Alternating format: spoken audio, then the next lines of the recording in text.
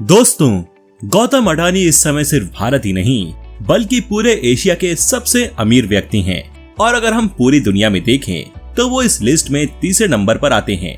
लेकिन हैरानी की बात तो ये है कि कुछ साल पहले तक उनकी इस रईसी के चर्चे किसी ने नहीं सुने थे और ये लिस्ट में टॉप 50 में भी नजर नहीं आते थे।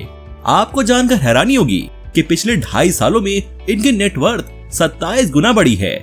यानी पैंडेमिक की वजह से एक तरफ जहां ज्यादातर कंपनियों को भारी लॉस का सामना करना पड़ रहा था, वहीं गौतम अडानी का बिजनेस उस दौरान और कई गुना ज्यादा स्पीड से बढ़ा। यहाँ तक कि इस साल भी दुनिया के टॉप 10 रईसों में अडानी ही इकलौते ऐसे व्यक्ति हैं जिनके नेटवर्थ लगातार बढ़ती हुई दिखी है।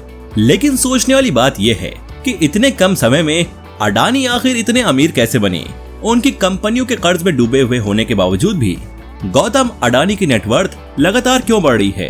क्या इस ग्रोथ के पीछे गवर्नमेंट का कोई हाथ है या फिर उनकी ये ग्रोथ सिर्फ एक धोखा है? आइए इस वीडियो में जानने की कोशिश करते हैं। दोस्तों, गौतम अडानी के बिजनेस के बारे में जानने से पहले चलिए हम थोड़ा सा उनकी अर्ली लाइफ के बारे में जान लेते हैं। गौतम अडानी का जन्म 24 जून 1962 को अहमदाबाद, गुजरात के एक मिडिल क्लास जैन परिवार में हुआ था, जहां उनके पिता कपड़े का कारोबार करते थे।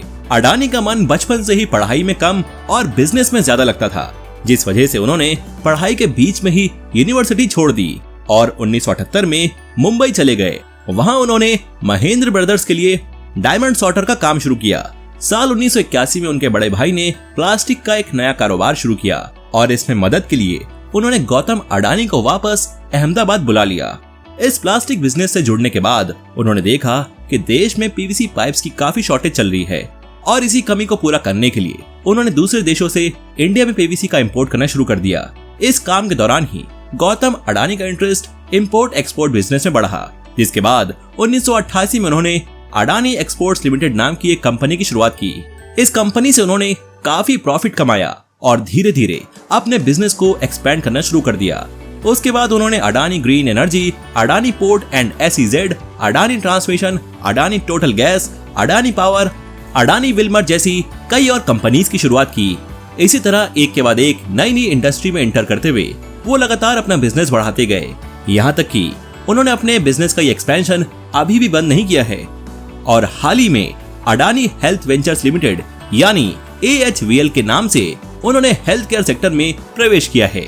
साथ ही रिसेंटली ही उन्होंने 212 करोड़ खर्च करके 5G स्पेक्ट्रम और काफी समय से घाटे में चल रहे अंबुजा सीमेंट व ACC को भी 6.4 अरब डॉलर में खरीदा है। इस तरह के और भी कई कंपनीज को उन्होंने खरीदा है जो बंद होने की कगार पर पहुंच गई थी।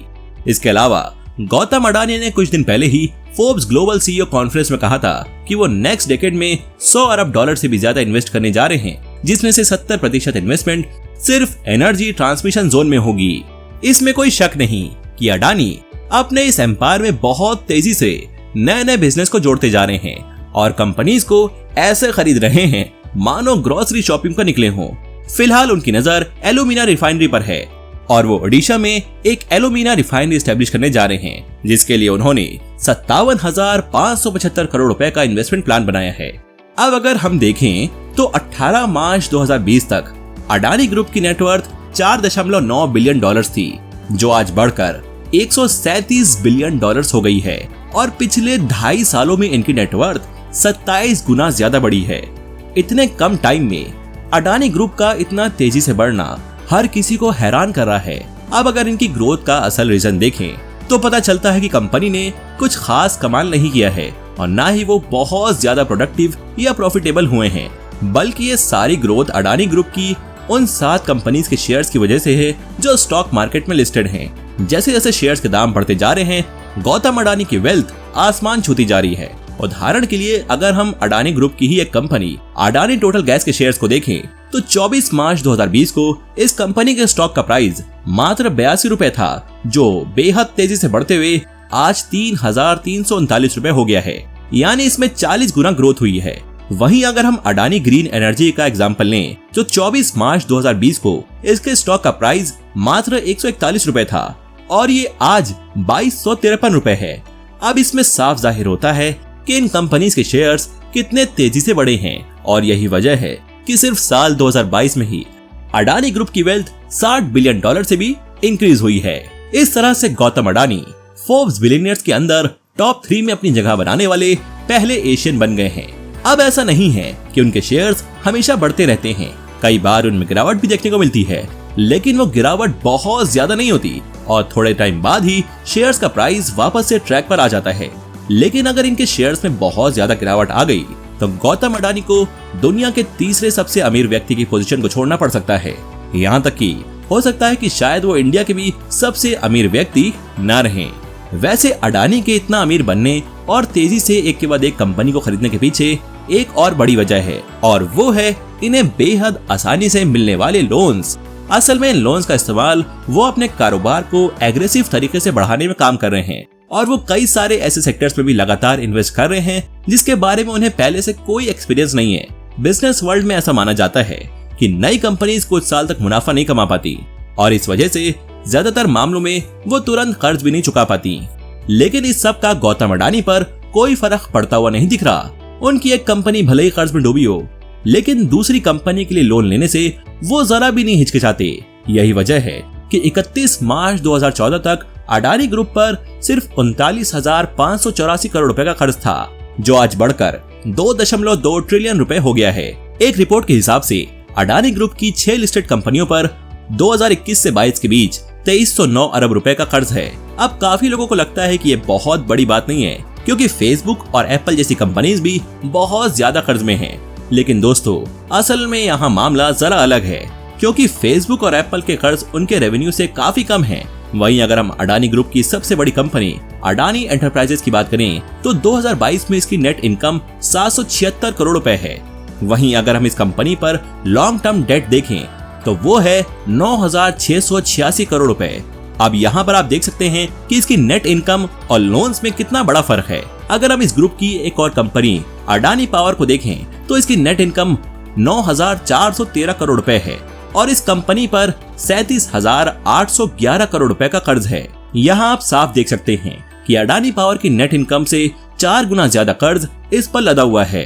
कई बार ऐसा भी सुनने को मिलता है कि गौतम अडानी को मौजूदा गवर्नमेंट का पूरा सपोर्ट है और ऐसे भी आरोप लगते आए हैं कि उनके कुछ कर्ज माफ कर दिए गए हैं। अब इसमें कितनी सच्चाई है वो तो नहीं पता, लेकिन सरकार से साठगांठ के कई सबूत देखने को मिल चुके हैं। उदाहरण के लिए साल 1993 में जब गौतम अडानी को मुद्रा पोर्ट अलॉट किया गया था, उस समय की गवर्नमेंट ने उन्हें मात्र 10 पैसे प्रति वर्ग मीटर के रेट पर जमीन दी थी।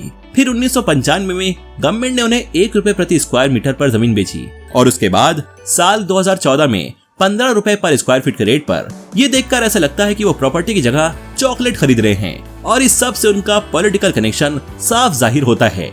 इसके अलावा साल 2014 में ही अडानी ग्रुप को 5 बड़े बैंकों ने कर्ज देने से साफ मना कर दिया था। इसके बावजूद भी भारतीय स्टेट बैंक से उन्हें 6,000 करोड़ रुपए का लोन दिया गया, जिसके दिए जाने के पीछे गवर्नमेंट के साथ उनकी साठगांठ को जिम्मेदार ठहराया गया।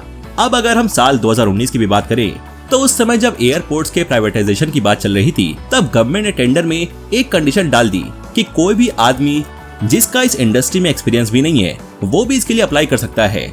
हालांकि पहले ऐसा होता था कि इस तरह की नीलामी में सिर्फ उन्हीं को हिस्सा लेने की परमिशन थी जिनका इस फील्ड में पहले से एक्सपीरियंस हो। इस तरह सरकार द्वारा लास्ट टाइम पर कंडीशन चेंज करने का सबसे बड़ा फायदा गौतम अडानी को मिला और सबसे ज्यादा बिडिंग करके उन्होंने सारे एयरपोर्ट्स को अपने नाम कर लिया। वैसे देखा जाए तो अडानी खुद भी जानबूझकर उन्हीं सेक्टर्स में इन्वेस्ट करना ज्यादा पसंद करते हैं जहां पर गवर्नमेंट का कंट्रोल होता है, क्योंकि गवर्नमेंट का साथ मिलने पर बिना कंपटीशन के बिजनेस को ग्रो करना बहुत आसान हो जाता है। अब गौतम अडानी की सक्सेस में गवर्नमेंट का हाथ है या नहीं, इसके बारे में साफ तौर पर तो कुछ बोल पाना मुश्किल है, लेकिन उनकी इस जर्नी और ग्रोथ के पीछे गवर्नमेंट का इन्फ्लुएंस नजरअंदाज भी नहीं किया जा सकता। बाकी दोस्तों, इस वीडियो में बस इतना ही था। वीडियो अच्छी लगी हो तो इसे लाइक और शेयर जरूर करना, और अगर आप चैनल पर नए हैं तो चैनल को सब्सक्राइब भी जरूर करें। धन्यवाद।